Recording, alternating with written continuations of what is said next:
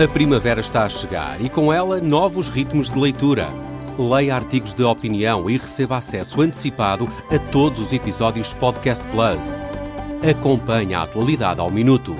Assine hoje o Observador com até 58% de desconto e habilite-se a ganhar uma tote bag e um voucher da Livraria Almedina. Tudo em observador.pt. Israel.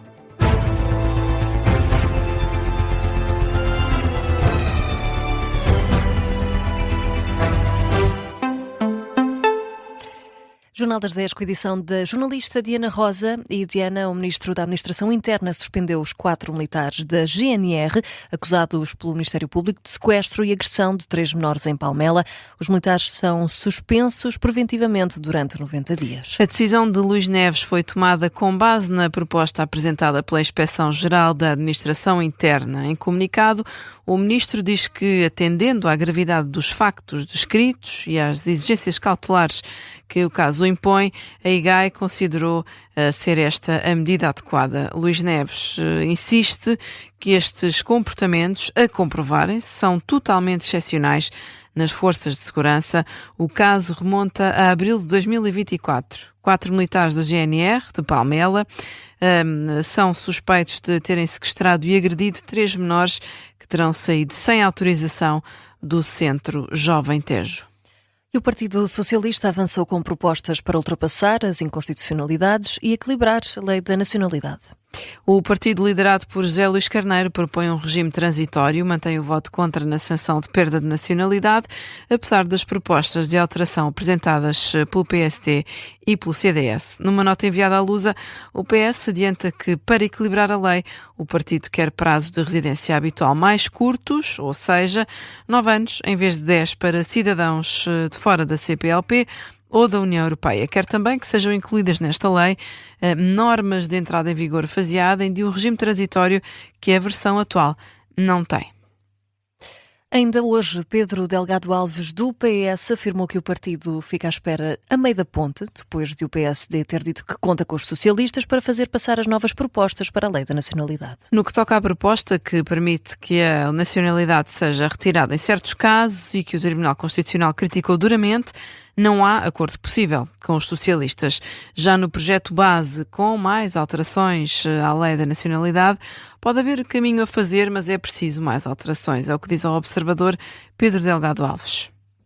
O Observador que falou também com o deputado do PSD António Rodrigues, que reforça essa ideia de que conta com os partidos da oposição, como PS, Chega e Iniciativa Liberal, para aprovar as alterações à lei. Depois de ter recebido contributos desses mesmos partidos na reformulação do texto. Nós tivemos abertura para com todos os partidos, recebemos estes 3 partidos à espera de contributos da sua parte, eles produziram esses mesmos contributos e, portanto, estamos gratos por isso, porque o nosso objetivo desde o início foi sempre encontrar uma lei que fosse o mais consensual possível numa matéria que é de Estado tão grave quanto é a matéria da lei da nacionalidade. O deputado António Rodrigues está confiante de que as propostas vão ultrapassar as inconstitucionalidades que levaram ao chumbo no final do ano passado. Já o Chega desmente o PSD, afirma que as contribuições do partido não estão a ser incluídas nas alterações apresentadas. Com a crítica de André Ventura, que lamenta a ausência de acordo e culpa o partido de governo. É com pena que digo que no prazo limite da sua negociação o governo não conseguiu ser menos socialista do que os socialistas e ter uma lei da nacionalidade em linha que muitos países sociais-democratas da Europa estão a começar a ter. E, portanto, não há acordo. Lamento dizê-lo assim, mas o país perde porque não há coragem de fazer as reformas que é preciso fazer a quem chega a Portugal e se vê com direito a obter uma nacionalidade que não é, nem nunca devia ter sido um direito absoluto. André Ventura acusa o governo de não conseguir aprovar reformas por continuar, na perspectiva do líder do Chega, a querer agradar a 2 lados. Jorge Miranda, constitucionalista, considera que o Chega deve ser excluído de um acordo para a escolha de juízes para o Tribunal Constitucional. Mas pode participar numa revisão, ainda que desnecessária, da lei fundamental. É este o entendimento de um dos autores maiores da Constituição de 1976. À Rádio Observador, Jorge Miranda diz que a escolha de juízes deve caber apenas aos partidos fundadores da democracia. Só deve intervir na escolha dos juízes do Tribunal Constitucional, na designação dos juízes do Tribunal Constitucional, juízes identificados com os partidos identificar-se com a Constituição. Portanto, só o PSD e o PS. O Chega não deve intervir. O Chega põe em causa a Constituição, põe em causa os limites materiais de revisão constitucional. Deve participar no debate e na votação parlamentar, mas não deve intervir no acordo para a escolha dos juízes. Jorge Miranda defende também que a revisão constitucional deve ser feita sobretudo com o acordo entre o PS e o PSD, ainda que não a considere prioritária. E o Presidente da República deu luz verde a um diploma do Governo que tem como objetivo atualizar o universo de quem é abrangido pela Declaração Automática de IRS. Acontece na sequência da revisão do regime do IRS jovem. A decisão é adiantada numa nota divulgada hoje no site da Presidência. O diploma tinha sido aprovado em Conselho de Ministros. O Jornal Público noticiou hoje que os jovens que beneficiam do IRS jovem passam a estar abrangidos pela Declaração Automática já este ano. Deixa de ser obrigatório o preenchimento manual da declaração de rendimentos. É uma alteração que se aplica à atual entrega de IRS que termina no dia 30 de junho. E a Direção-Geral das Artes reconhece o fenómeno do assédio laboral no setor e pede ação política. 74% dos profissionais da área das artes performativas em Portugal já sofreu de assédio moral. Quanto ao assédio sexual, já foi experienciado por 50% dos profissionais. São as principais conclusões do projeto Muda, assédio nas artes em Portugal, que são explicadas aqui pela investigadora Ana Bartolo. Temos efetivamente esta questão das perguntas intrusivas acerca da vida privada, os olhares insinuantes, as piadas sistemáticas sobre aspecto, comentários sobre o corpo, piadas e comentários de natureza sexual, portanto, que de uma forma geral também são aqui mais consistentemente reportadas como situações ao qual as nossas pessoas participantes reportaram ter experienciado. O relatório mostra ainda que mais de 40% das pessoas reportaram contacto físico não consentido, incluindo tocar, agarrar, apalpar ou tentar beijar. Outra investigadora, Joana Neto, defende a criação de uma comissão independente para identificar medidas de reparação às vítimas. Avaliar o fenómeno, definir medidas de reparação às vítimas essas que, do ponto de vista judicial, neste momento já não têm uma capacidade de ser reparadas.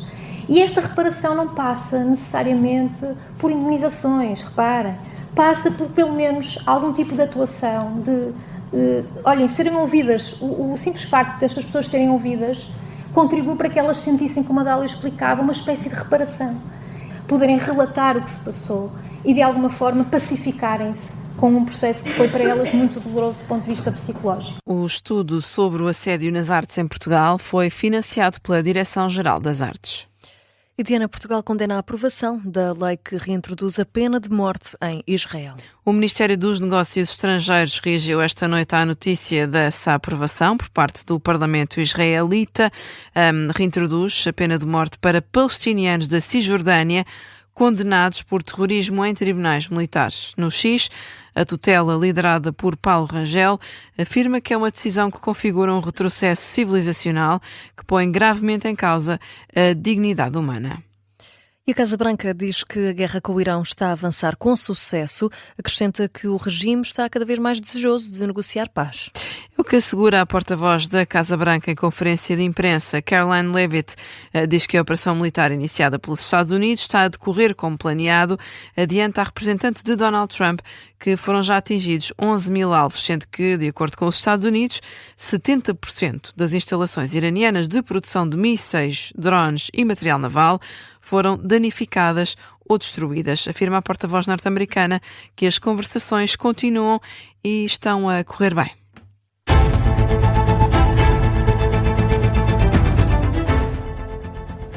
Passam 9 minutos das 10 da noite. Diana, vamos a outros temas em destaque.